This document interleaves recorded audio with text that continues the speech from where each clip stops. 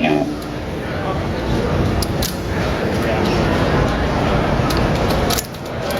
Okay. First I will examine the cube to see how good you mixed it for me.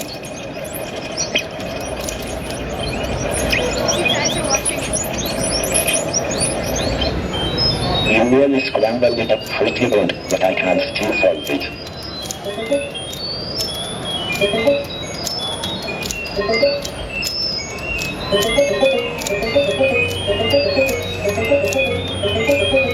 Nearly there now. I told you I could do it. This time I solved it in 15 moves and it took me just over 18 seconds. Thank you. I hope you enjoy the rest of your visit.